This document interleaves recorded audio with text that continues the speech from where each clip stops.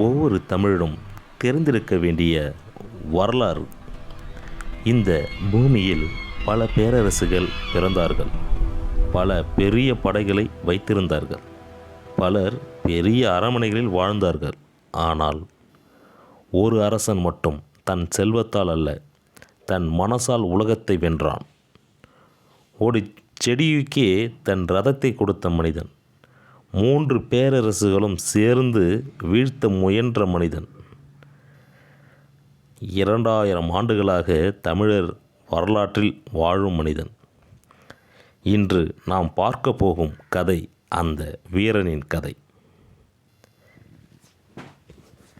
இதில் பகுதி 1ஆக சங்ககால தமிழ்நாடு. இப்பொழுது இருந்து சுமார் 2000 ஆண்டுகளுக்கு முன்பு தமிழகம் 3 பெரிய பேரரசுகளால் ஆளப்பட்டது. சேரர், சோழர், பாண்டியர். இந்த மூவரும் தமிழகத்தின் மிக பெரிய சக்திகள். ஆனால் இந்த 3 பேரரசுகளுக்கு நடுவில் ஒரு சிறிய மலைநாடு இருந்தது. அதன் பெயர் பரம்பு நாடு. மலைகள், காடுகள், நதிகள், இயற்கை வளங்கள் அனைத்தும் நிறைந்த அழகான நாடு. அந்த நாட்டின் அரசன் இன்றைய நாம் பார்த்து கொண்டிருக்கும் இந்த கதையின் நாயகன் வேள்பாரி. பகுதி 2 வேளிர் குலத்தின் வீரன். வேள்பாரி வேளிர் குலத்தைச் சேர்ந்தவர். வேளிர் குலம் தமிழர் வரலாற்றில் மிகவும் பழமையான குலம். அவர்கள் நிலத்தையும் இயற்கையையும் மக்களையும் பாதுகாத்தவர்கள். பாரி ஒரு சாதாரண அரசன் இல்லை. அவர் வீரன், கருணையுள்ள மனிதன், மக்களை நேசித்த தலைவர். அவருடைய நாட்டில் பசியே இல்லை, அநீதி இல்லை. மக்கள் அவரை அரசனாக மட்டுமில்லை, ஒரு பாசமிகு தந்தையாகவும் பார்த்தார்கள். பகுதி 3 ஒரு செடிக்காக ரதம். ஒரு நாள் பாரி தனது ரதத்தில் பரம்பு மலையில் சென்று கொண்டிருந்தார். அப்பொழுது ஒரு சிறிய முல்லைச் செடி ஏற இடமில்லாமல் கஷ்டப்பட்டு கொண்டிருந்தது. அதை பார்த்த பாரி ரதத்தை நிறுத்தினார். அவர் சொன்னார், இந்த செடியும் வாழ வேண்டும். அவர் தனது ரதத்தை அந்த செடிக்கு கொடுத்தார். அந்த நாள் முதல் தமிழ் இலக்கியம் ஒரு புதிய கதையை பெற்றது. ஒரு செடியுக்காக தன் ரதத்தை கொடுத்த அரசன். அதனால்தான் பாரி கடையேழு வள்ளல்கள் என்ற பட்டியலில் இடம்பெற்றார். பகுதி 4 கவிஞர் கபிலர். பாரியின் மிக நெருங்கிய நண்பர் ஒரு கவிஞர். அவர் வேறு யாரும் இல்லை, நம் கவிஞர் கபிலர். கபிலர் பாரியின் பெருமையை உலகுக்கு சொன்னவர்.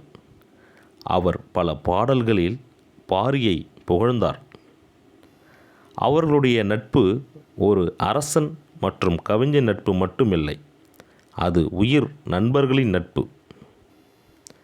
பகுதி 5 மூவேந்தர்களின் பேராசை. பரம்பு நாடு ஒரு சிறிய நாடுதான், ஆனால் அது மிக வளமானது. மலைகள், காடுகள், இயற்கை வளங்கள். அதை கைப்பற்ற மூவேந்தர்களும் விரும்பினர். ஆனால் ஒரு பிரச்சனை இருந்தது. வேள்பாரி. அவரின் வீரமும் மக்களின் அன்பும் அவர்களை பயமுறுத்தியது. பகுதி 6 3 பேரரசர்களும் ஒரு அரசனும். ஒரு நாள் மூவேந்தர்களும் ஒரு முடிவு செய்தார்கள். பாரியை வீழ்த்த வேண்டும். சேரர், சோழர், பாண்டியர் மூவரும் ஒரே நேரத்தில் பரம்பு மலையை முற்றுகையிட்டனர். ஒரு சிறிய நாட்டை வீழ்த்த 3 பேரரசுகள் சேர்ந்தது. அது தமிழர் வரலாற்றிலே அதிசயமான சம்பவம். ஆனால் பாரி சரணடையவில்லை. அவர் சொன்னார், இந்த மலை என் மக்களின் வீடு. நான் உயிரோடு இருக்கும் வரை இதை கைப்படுத்த முடியாது என்று. பகுதி 7 இறுதி வீரத்தரம். போர் பல நாட்கள் நடந்தது. பாரி வீரமாக போராடினார். ஆனால் 3 பேரரசுகளின் பெரிய படைகள். இறுதியில் பாரி போரில் உயிர் தியாகம் செய்தார். ஆனால் அவரின் பெயர் வீழவில்லை. முடிவாக பல அரசர்கள் பெரிய அரண்மனைகள் கட்டினர். பல பேரரசுகள் பெரிய நிலங்களை கைப்பற்றின. ஆனால் ஒரு மனிதன் மட்டும் மக்களின் இதயத்தை வென்றான். ஒரு செடிக்காக தன் ரதத்தையே கொடுத்தவன் 3 பேரரசுகளையும் பயப்படவில்லை. 2000 ஆண்டுகள் கடந்தாலும் இன்று வரை பேசப்படும் பெயர். அந்த பெயர் வேள்பாரி. இந்த வீடியோ பிடித்திருந்தால் லைக் பண்ணுங்கள், உங்கள் நண்பர்களுடன் ஷேர் பண்ணுங்கள்.